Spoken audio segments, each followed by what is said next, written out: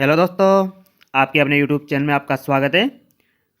इस वीडियो में हम आपको इलेक्ट्रिशियन थ्योरी के क्वेश्चन करवाएंगे जो कि आपकी टेक्निकल एग्जाम के लिए बहुत ही महत्वपूर्ण है। वीडियो को बिना स्किप किए लास्ट तक जरूर देखना तथा लास्ट में आपको बताना है कि हमारी वीडियो आपको कैसी लगी। इससे पहले हमने 2 पार्ट कंप्लीट कर लिए हैं। जिन्होंने उन वीडियो को नहीं देखा हो उन वीडियो को जरूर देख लेना। आज का हमारा पहला क्वेश्चन है जो कि वेरी वेरी इंपॉर्टेंट क्वेश्चन है।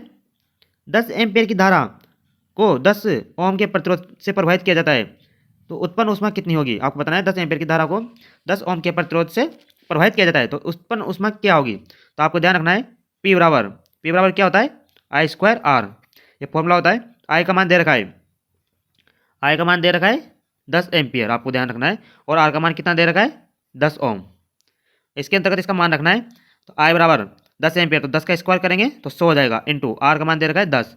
तो 100 को 10 से गुणा करेंगे तो कितना आ जाएगा 1000। तो ये हो जाएगा 1000 वाट। तो इसका राइट आंसर हो जाएगा option D. Option D is the right answer.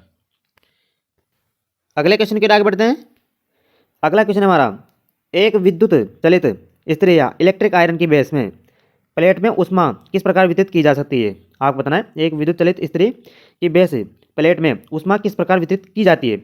Option A परिसंचरण के माध्यम से, ऑप्शन बी चालन के माध्यम से, ऑप्शन सी संवहन के माध्यम से, ऑप्शन डी विकिरण के माध्यम से। तो आपको बताना है इसका राइट आंसर क्या होगा। तो इसका राइट आंसर होगा ऑप्शन बी चालन के माध्यम से विद्युत इस्त्री की बेस में ऊष्मा का स्थानांतरण होता है। तो इसका राइट आंसर हो जाएगा option B is the right answer. आपको ध्यान रखना है द्रव में ऊष्मा का संचरण किसके माध्यम से होता है। द्रव में ऊष्मा का संचरण जो कि संवहन के माध्यम से होता है। अगले क्वेश्चन के आगे बढ़ते हैं। अगला क्वेश्चन हमारा स्वपरिणामित्र या ऑटो ट्रांसफार्मर में होती है। आपको बताना है स्वपरिणामित्र या ऑटो ट्रांसफार्मर होता है उसमें क्या होता है। ऑप्शन एक 2 वाइंडिंग होती है, ऑप्शन बी 3 वाइंडिंग होती है, ऑप्शन सी 1 वाइंडिंग होती है, ऑप्शन डी 4 वाइंडिंग होती है। तो आपको ध्यान रखना है ऑटो ट्रांसफार्मर में कितनी वाइंडिंग होती है 1 वाइंडिंग होती है। तो इसका राइट आंसर हो जाएगा option C. Option C is the right answer. तथा एक ही वाइंडिंग को 2 भागों में बांटा जाता है। यदि दूसरा भाग में प्लेटों की संख्या अधिक है तो वह स्टेप अप, वह क्या कहलाता है स्टेप अप ट्रांसफार्मर कहलाता है। और यदि द्वितीयक भाग में लपेटों की संख्या कम है तो वह स्टेप डाउन ट्रांसफार्मर कहलाता है। आपको ध्यान रखना है इनकी ऑटो ट्रांसफार्मर होता है इसकी दक्षता अधिक होती है। आपको ध्यान रखना है इसकी दक्षता क्या होती है अधिक होती है। अगले क्वेश्चन की ओर आगे बढ़ते हैं। अगला क्वेश्चन है हमारा असंतृप्त डीसी मशीन की आर्मेचर प्रतिक्रिया के परिणाम स्वरूप प्रभाव उत्पन्न होता है। आपको बताना है असंतृप्त डीसी मशीन की आर्मेचर प्रतिक्रिया के परिणाम स्वरूप कौन सा प्रभाव उत्पन्न होता है। ऑप्शन ए विचुंबकन, ऑप्शन बी अक्षय चुंबकन, option C cross magnetizing, option D द्विध्रुवी चुंबकन। तो आपको बताना है इसका राइट आंसर क्या होगा। इसका राइट आंसर है ऑप्शन सी प्रतिचुंबकन या क्रॉस मैग्नेटाइजिंग। आपको ध्यान रखना है असंतृप्त डीसी मशीन की आर्मेचर प्रतिक्रिया के परिणाम स्वरूप क्रॉस मैग्नेटाइजिंग या प्रतिचुंबकीय प्रभाव उत्पन्न होता है। तो इसका राइट आंसर हो जाएगा option C is the right answer. अगले क्वेश्चन के आगे बढ़ते हैं। अगला क्वेश्चन हमारा बैटरी संतुलन परिपथ में वृद्धि करता है। आपको बताना है यदि बैटरी संतुलन की अवस्था में है या संतुलित परिपथ में है तो उसमें किस में वृद्धि होती है। ऑप्शन ए तापमान में होती है, ऑप्शन बी बैटरी के जीवन काल में होती है, ऑप्शन सी दाब में होती है, ऑप्शन डी सांद्रता में होती है। तो आपको ध्यान रखना है इसका राइट आंसर क्या होगा ऑप्शन बी बैटरी के जीवन काल में। बैटरी यदि संतुलन परिपथ में है तो बैटरी के जीवन काल में वृद्धि होती है। तो इसका राइट आंसर हो जाएगा option B is the right answer. अगले क्वेश्चन के आगे बढ़ते हैं। अगला क्वेश्चन हमारा ट्रांसफार्मर के ब्रीदर में प्रयुक्त जेल होता है। आपको बताना है जो ट्रांसफार्मर का ब्रीदर होता है उसमें प्रयुक्त जेल कौन सा होता है। ऑप्शन ए फार्मिका जेल होता है, ऑप्शन बी माइका जेल होता है, ऑप्शन सी सिलिकॉन जेल होता है, ऑप्शन डी सिलिका जेल होता है। तो आपको बताना है इसका राइट आंसर क्या होगा। तो इसका राइट आंसर होगा option D silica gel. Silica gel transformer के ब्रीदर में प्रयुक्त जेल होता है वह सिलिका जेल होता है। तो इसका राइट आंसर हो जाएगा option D is the right answer. आपको बताना है सिलिका जेल यानी ताज़ा सिलिका जेल होता है उसका रंग कैसा होता है। उसका रंग होता है नीला। जो ताज़ा सिलिका जेल होता है उसका रंग नीला होता है तथा नमी सोखने के बाद में सिलिका जेल का रंग कैसा हो जाता है इसका रंग हो जाता है गुलाबी। आपको ध्यान रखना है सिलिका जेल यदि नमी सोख लेती है तो उसका रंग गुलाबी हो जाता है और ताज़ा सिलिका जेल होता है उसका रंग नीला होता है। अगले क्वेश्चन के आगे बढ़ते हैं। अगला क्वेश्चन हमारा 2 वैल्यू कैपेसिटर रन मोटर के प्रदर्शन को वर्गीकृत किया जाता है। आपको बताना है 2 वैल्यू कैपेसिटर रन मोटर के प्रदर्शन को किसके द्वारा वर्गीकृत किया गया है। ऑप्शन ए त्वरित रिवर्सल की आवश्यकता के द्वारा, ऑप्शन बी इसकी निम्न परिवर्तन आगुनों की आवश्यकता के द्वारा, ऑप्शन सी इसकी भारी लोड की स्टार्ट करने की क्षमता के द्वारा, ऑप्शन डी मोटर को नियंत्रित गति के द्वारा। तो आपको बताना है टू वैल्यू कैपेसिटर मोटर के प्रदर्शन को किसके द्वारा वर्गीकृत किया गया है। इसका राइट आंसर हो जाएगा ऑप्शन सी। आपको ध्यान रखना है इसके बाहरी लोड को स्टार्ट करने की क्षमता के द्वारा इसको वर्गीकृत किया गया है। तो इसका राइट आंसर हो जाएगा option C is the right answer. अगला क्वेश्चन है हमारा, निम्नलिखित में से किस प्राथमिक सेल की उपयोग अवधि सर्वाधिक होती है। आपको बताना है निम्नलिखित में से किस प्राथमिक सेल की उपयोग अवधि सर्वाधिक होती है। Option A lithium cell, option B एल्काइन cell, option C mercury cell, option D carbon zinc cell. तो आपको बताना है इसका राइट आंसर क्या होगा। इसका राइट आंसर है ऑप्शन ए लिथियम सेल। आपको ध्यान रखना है लिथियम सेल की अवधि सर्वाधिक होती है। यह एक प्राथमिक सेल होता है और इसकी जीवन काल की अवधि सबसे अधिक होती है। आपको ध्यान रखना है जो लिथियम सेल होता है इसका वोल्टेज कितना होता है 2.95। इसका वोल्टेज का मान कितना होता है 2.95 वोल्टेज इसका मान होता है। और इसका जीवन काल जो लिथियम सेल होता है इसका जीवन काल कितना होता है, इसका जीवन काल माना जाता है 10 वर्ष। इसका जीवन काल 10 वर्ष माना जाता है। अगले क्वेश्चन की ओर आगे बढ़ते हैं। अगला क्वेश्चन है हमारा, एक टोस्टर का तापन एलिमेंट के तार से बना होता है। आपको बताना है एक टोस्टर होता है का तापन एलिमेंट वो किसके तार का बना होता है। ऑप्शन ए ताम्र nickel, option B nichrome, option C nickel, option D kanthal. तो इसका राइट आंसर हो जाएगा ऑप्शन बी नाइक्रोम। आपको ध्यान रखना है एक टोस्टर का तापन एलिमेंट जो कि नाइक्रोम तार का बना होता है। नाइक्रोम जो कि किस किस से मिलकर बना होता है, यह निकल प्लस क्रोमियम से मिलकर बना होता है। आपको ध्यान रखना है नाइक्रोम जो कि निकल प्लस क्रोमियम से मिलकर बना होता है। तो इसका राइट आंसर हो जाएगा option B is the right answer. अगला क्वेश्चन है हमारा, दिए गए विकल्पों में से उपभोक्ता वितरण के लिए प्रयुक्त ट्रांसफार्मर कुंडलन वाइंडिंग में परिवर्तन की पहचान कीजिए। आपको बताना है निम्नलिखित विकल्पों में से उपभोक्ता वितरण के लिए प्रयुक्त ट्रांसफार्मर कुंडलन वाइंडिंग परिवर्तन की पहचान कीजिए। ऑप्शन ए स्टार से स्टार में होता है, ऑप्शन बी डेल्टा से स्टार में होता है, ऑप्शन सी स्टार से डेल्टा में होता है, ऑप्शन डी डेल्टा से डेल्टा में होता है। तो आपको ध्यान रखना है इसका राइट आंसर होगा ऑप्शन बी डेल्टा से स्टार में। जो क्योंकि उपभोक्ता के पास में जो लाइट आती है उसके अंतर्गत अर्थिंग होती है। तो आपको ध्यान रखना है डेल्टा से या स्टार में होता है तो इसमें एक अर्थिंग होती है और डेल्टा में कोई भी अर्थिंग नहीं होती है। तो डेल्टा से स्टार में इसका परिवर्तन होगा। तो option B is the right answer. अगला क्वेश्चन है हमारा, एक 10 ओम के प्रतिरोध को 100 वोल्टेज डीसी स्रोत से जोड़ा गया है। इस परिवर्तन में प्रवाहित होने वाली धारा का मान ज्ञात कीजिए। आपको बताना है एक 10 ओम के प्रतिरोध को एक 10 वोल्टेज डीसी स्रोत से जोड़ा गया है तो परिपथ में प्रवाहित होने वाली धारा का मान ज्ञात करना है। तो आपको आई का मान ज्ञात करना है। इसके अंतर्गत आर का मान कितना दे रखा है 10 ओम और वी का मान क्या दे रखा है 100 वोल्टेज का मान दे रखा है। तो आई बराबर क्या होता है, आपको ध्यान रखना है आई बराबर होता है वी अपॉन आर। वी का मान दे रखा है 100 और 100 में भाग देंगे 10 का तो कितना आ जाएगा 10 एम्पियर। तो इसका राइट आंसर हो जाएगा option C. Option C is the right answer. अगला क्वेश्चन है हमारा, निम्नलिखित में से कौन सा विद्युत रोधक है। आपको बताना है निम्नलिखित में से कौन सा जो कि विद्युत रोधक या इंसुलेटर है। ऑप्शन ए लोहा, ऑप्शन बी चांदी, option C copper, option D plastic. तो आपको बताना है निम्नलिखित में से कौन सा एक विद्युत रोधक है। इसका राइट आंसर हो जाएगा ऑप्शन डी। ऑप्शन डी यानी कि प्लास्टिक। प्लास्टिक क्या है, जो कि एक इंसुलेटर या प्रतिरोधक होता है। आपको ध्यान रखना है चालक कौन से पदार्थ होते हैं जिनमें विद्युत धारा का आसानी से प्रवाह होता है, उन्हें हम चालक कहते हैं।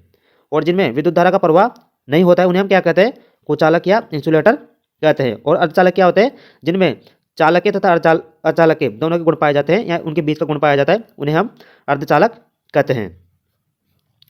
अगले क्वेश्चन के आगे बढ़ते हैं। अगला क्वेश्चन है हमारा, स्टार और डेल्टा संयोजन में संतुलित भार लोड के लिए वे विद्युत शक्ति कितनी होती है। आपको बताना है स्टार और डेल्टा संयोजन में संयुक्त भार के लिए वे शक्ति कितनी होती है। तो इसका राइट आंसर हो जाएगा ऑप्शन सी √3 VL/IL cos थीटा। यह इसका सूत्र होता है। तो आपको ध्यान रखना है इसमें विद्युत शक्ति P बराबर क्या होता है √3 VL/IL cos थीटा। VL होता है लाइन वोल्टेज तथा IL होता है लाइन धारा का मान होता है। अगले क्वेश्चन की ओर आगे बढ़ते हैं। अगला क्वेश्चन हमारा, डिस्ट धारा डीसी मोटर के गति नियंत्रण के लिए कौन सी तकनीक सामान्य गति से अधिक गति प्रदान करती है। आपको बताना है डिस्ट धारा मोटर के लिए गति नियंत्रण के लिए कौन सी तकनीक सामान्य गति से अधिक गति प्रदान करती है। ऑप्शन ए आर्मेचर प्रतिरोध नियंत्रण विधि, ऑप्शन बी आपूर्ति वोल्टेज नियंत्रण विधि, ऑप्शन सी क्षेत्र नियंत्रण विधि, ऑप्शन डी आपूर्ति धारा नियंत्रण विधि। इसका राइट आंसर हो जाएगा ऑप्शन सी क्षेत्र नियंत्रण या फील्ड कंट्रोल मेथड विधि, जो कि डिस्ट धारा मोटर के गति नियंत्रण के लिए सामान्य गति से अधिक गति प्रदान करती है। तो इसका राइट आंसर हो जाएगा option C is the right answer. अगला क्वेश्चन है हमारा, एकल फेज प्रेरण मोटर या सिंगल फेज इंडक्शन मोटर में संधारित्र का कार्य क्या होता है? आपको बताना है। एकल फेज प्रेरण मोटर या सिंगल फेज इंडक्शन मोटर होती है, उसमें कैपेसिटर का कार्य क्या होता है? ऑप्शन ए शोर को कम करना, ऑप्शन बी स्लिप को नियंत्रित करना, ऑप्शन सी दक्षता बढ़ाना, ऑप्शन डी उच्च प्रवर्तन आघूर्ण या स्टार्टिंग टॉर्क को प्रदान करना। तो इसका राइट आंसर हो जाएगा ऑप्शन डी।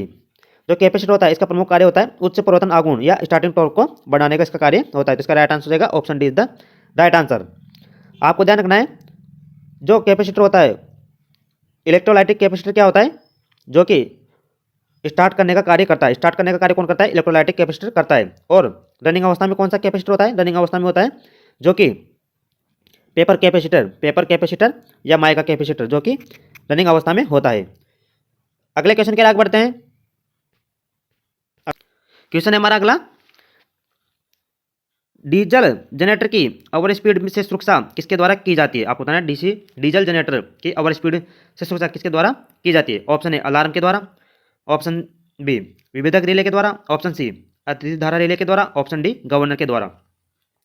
तो आपको ध्यान रखना है, जो स्पीड को कंट्रोल करता है यानी कि गवर्नर जो कि स्पीड को कंट्रोल करने का कार्य करता है। तो आपको ध्यान रखना है, इसका राइट आंसर हो जाएगा ऑप्शन डी, क्योंकि डीजल जनरेटर में ओवर स्पीड की सुरक्षा के लिए गवर्नर का प्रयोग किया जाता है। तो इसका राइट आंसर हो जाएगा option D is the right answer. अगला क्वेश्चन है हमारा, ट्रांजिस्टर में एम्पलीफायर के रूप में कार्य करता है। आपको बताना है ट्रांजिस्टर एम्पलीफायर के रूप में किस अवस्था में कार्य करता है? ऑप्शन ए कट ऑफ क्षेत्र में, ऑप्शन बी सक्रिय एक्टिव क्षेत्र में, ऑप्शन सी संतृप्त या सैचुरेटेड क्षेत्र में, ऑप्शन डी अवक्षय क्षेत्र में। तो आपको ध्यान रखना है, ट्रांजिस्टर जो कि एम्पलीफायर के रूप में किस क्षेत्र में कार्य करता है? तो इसका राइट आंसर आएगा ऑप्शन बी सक्रिय क्षेत्र या एक्टिव क्षेत्र में यह एक एम्पलीफायर के रूप में कार्य करता है। आपको ध्यान रखना है, यदि ट्रांजिस्टर जो कि कट ऑफ क्षेत्र में होगा तो वह ओपन स्विच यानी कि खुला स्विच की तरह कार्य करेगा, ओपन स्विच की भांति कार्य करेगा। और यदि सैचुरेशन या संतृप्त अवस्था में है तो वह बंद स्विच की भांति कार्य करेगा। आपको ध्यान रखना है, वेरी वेरी इंपॉर्टेंट क्वेश्चन है। ट्रांजिस्टर बंद अवस्था में संतृप्त क्षेत्र में कार्य करता है और ओपन अवस्था में कट ऑफ क्षेत्र में कार्य करता है। और यदि वह एम्पलीफायर के रूप में कार्य करता है तो वह कौन सा होता है? एक्टिव क्षेत्र होता है। अगला क्वेश्चन है हमारा, एमीटर में शंट का कार्य क्या है? आपको बताना है एमीटर में शंट का कार्य क्या होता है? ऑप्शन ए धारा को बाईपास करना, ऑप्शन बी एमीटर की संवेदनशीलता को बढ़ाना, ऑप्शन सी एमीटर के प्रतिरोध को बढ़ाना, ऑप्शन डी एमीटर की संवेदनशीलता को घटाना है। तो आपको बताना है इसका राइट आंसर क्या होगा? इसका राइट आंसर है ऑप्शन ए धारा को बाईपास करना। एमीटर में शंट का कार्य क्या होता है? धारा को बाईपास करना होता है। आपको ध्यान रखना है, एमीटर क्या कार्य करता है? यह धारा को मापने का कार्य करता है। एमीटर जो कि धारा को मापने का कार्य करता है। और एमीटर जो कि कहाँ पर लगा होता है? यह परिपथ के श्रेणी क्रम में लगा होता है। आपको ध्यान रखना है, एमीटर जो कि परिपथ के श्रेणी क्रम में लगा होता है और इसके अंतर्गत जो प्रतिरोध होता है वह बहुत ही कम होता है। अगले क्वेश्चन के आगे बढ़ते हैं। ब्रेंजिंग में प्रयुक्त स्प्लिटर सामान्यतः कब बना होता है? आपको बताना है, ब्रेंजिंग में प्रयुक्त स्प्लिटर होता है वह सामान्यतः किसका बना होता है? ऑप्शन ए कॉपर बेस व चांदी की मिश्र धातु का, option B rosin iron base lead की मिश्र धातु का, ऑप्शन सी लेड सल्फाइड का, ऑप्शन डी जिंक क्लोराइड का। तो आपको बताना है, बेंजीन में प्रयुक्त स्प्लिटर जो सामान्यतः किसका बना होता है? तो इसका राइट आंसर होगा ऑप्शन ए कॉपर बेस और चांदी की मिश्र धातु का स्प्लिटर बना होता है। तो इसका राइट आंसर हो जाएगा option A is the right answer.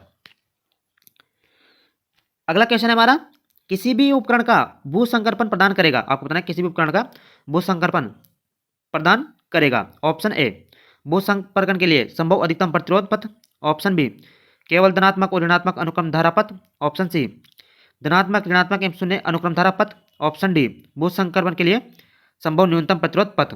इसका राइट आंसर हो जाएगा ऑप्शन डी भू संपर्कन के लिए संभव न्यूनतम प्रतिरोध पथ को यह प्रदान करेगा। तो इसका राइट आंसर हो जाएगा option D is the right answer.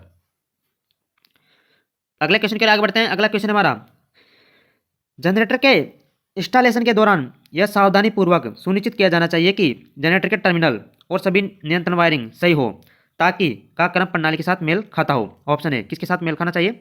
शक्ति अनुक्रम, ऑप्शन बी फेज अनुक्रम, ऑप्शन सी आयाम अनुक्रम, ऑप्शन डी आवर्ती अनुक्रम। तो इसका राइट आंसर हो जाएगा ऑप्शन बी। आप सभी को पता होगा, यदि फेज क्रम सभी समान होना चाहिए। तो इसका राइट आंसर हो जाएगा option B is the right answer. अगला क्वेश्चन है हमारा, सोडियम वाष्प लैंप द्वारा उत्सर्जित प्रकाश का रंग कैसा होता है? आपको बताना है, सोडियम वाष्प लैंप द्वारा उत्सर्जित प्रकाश का रंग कैसा होता है? ऑप्शन ए रेड होता है, ऑप्शन बी पीला होता है, ऑप्शन सी सफेद होता है, ऑप्शन डी नीला सफेद होता है। तो इसका राइट आंसर हो जाएगा ऑप्शन बी पीला। सोडियम वाष्प लैंप द्वारा उत्सर्जित प्रकाश का रंग कैसा होता है? इसका रंग पीला होता है। तो इसका राइट आंसर हो जाएगा option B is the right answer. आपको ध्यान रखना है, सोडियम वेपर लैंप या सोडियम वाष्प लैंप होता है स्टार्टिंग के समय कौन सा कलर देता है? स्टार्टिंग के समय यह गुलाबी कलर देता है। आपको ध्यान रखना है, वेरी वेरी इंपॉर्टेंट क्वेश्चन है। आपको ध्यान रखना है, सोडियम वाष्प लैंप होता है, इसकी क्षमता कितनी होती है? 40 से 50, 40 से 50 ल्यूमन पर वाट इसकी क्षमता होती है। और तथा इसका जीवन काल, सोडियम वेपर लैंप होता है, इसका जीवन काल कितना होता है? 3000 घंटे। वेरी वेरी इंपॉर्टेंट क्वेश्चन है, आपको ध्यान रखना है, इसका जीवन काल 3000 घंटे होता है तथा इसकी क्षमता 40 से 50 ल्यूमन पर वाट होती है। तथा सोडियम वेपर लैंप होता है वो स्टार्टिंग में गुलाबी रंग देता है तथा बाद में यह पूर्ण रूप से पीला रंग देता है। अगला क्वेश्चन है हमारा, यदि प्रचालन धारा 10 एम्पीयर से 100 एम्पीयर के बीच है, यदि आपको बताना है यदि प्रचालन धारा होती है वह 10 एम्पीयर से 100 एम्पीयर के बीच है, तो परिपथ को सुरक्षित ढंग से ब्रेक करने के लिए किस उपकरण का प्रयोग किया जाना चाहिए? तो आपको बताना है परिपथ को सुरक्षित ढंग से ब्रेक यानी उसे अलग करने के लिए किस उपकरण का प्रयोग किया जाएगा? ऑप्शन ए एमसीबी का प्रयोग किया जाएगा, ऑप्शन बी एमसीसीबी का प्रयोग किया जाएगा, ऑप्शन सी एल्यूमिनियम के खुले तार का प्रयोग किया जाएगा, ऑप्शन डी तांबे के नंगे तार का प्रयोग किया जाएगा। तो आपको ध्यान रखना है, 10 एम्पीयर से 100 एम्पीयर के बीच में परिपथ को सुरक्षित ढंग से ब्रेक करने के लिए एमसीसीबी का प्रयोग किया जाता है। तो इसका राइट आंसर हो जाएगा option B is the right answer. Very very important question है। अगला क्वेश्चन है हमारा, डीसी जनरेटर में ध्रुवों की संख्या और आर्मेचर चालकों की संख्या नियत होती है, निम्नलिखित में से कौन सी कुंडली अपेक्षाकृत उच्च विद्युत वाहक बल प्रदान करेगी? आपको बताना है वह कौन सी कुंडली है जो कि उच्च विद्युत वाहक बल या उच्च वोल्टेज का मान प्राप्त होगा? ऑप्शन ए लेप कुंडली में, ऑप्शन बी डिजाइन की अन्य विशेषताओं पर निर्भर कुंडली में, ऑप्शन सी तरंग कुंडली में, ऑप्शन डी क्षेत्र कुंडली में। तो इसका राइट आंसर आएगा ऑप्शन सी तरंग कुंडली या वेव कुंडली में, जो कि विद्युत वाहक बल या वोल्टेज का मान अधिक होता है और धारा का मान कम होता है। और लेप वाइंडिंग में क्या होता है? धारा का मान ज्यादा होता है और विद्युत वाहक बल का मान कम होता है। वेरी वेरी इंपॉर्टेंट क्वेश्चन है। अगले क्वेश्चन के आगे बढ़ते हैं। अगला क्वेश्चन है हमारा, आईएसआई कोड के अनुसार भू संकर्पण संयोजित करने के लिए प्रयुक्त तार का अनुशंसित रंग कौन सा होता है? आपको बताना है भू संकर्पण संयोजन के लिए प्रयुक्त तार का अनुशंसित रंग कौन सा होता है? ऑप्शन ए नीला होता है, ऑप्शन बी काला होता है, ऑप्शन सी लाल होता है, ऑप्शन डी हरा होता है। तो इसका राइट आंसर हो जाएगा ऑप्शन डी, इसका रंग कैसा होता है? हरा होता है। तो option D is the right answer. इसी के साथ आज की वीडियो हम यही समाप्त करते हैं। यदि हमारे द्वारा दी गई जानकारी आपको अच्छी लगी हो और हमारी वीडियो आपको अच्छी लगी हो तो वीडियो को ज़्यादा से ज़्यादा शेयर जरूर करें तथा हमारे चैनल को सब्सक्राइब जरूर कर लेना, क्योंकि इस वीडियो में हम आपको इलेक्ट्रिशियन थ्योरी के ही क्वेश्चन करवाएंगे जो कि आपके एग्जाम के लिए बहुत ही महत्वपूर्ण है। इसी के साथ हम अपनी वीडियो को यही समाप्त करते हैं। धन्यवाद।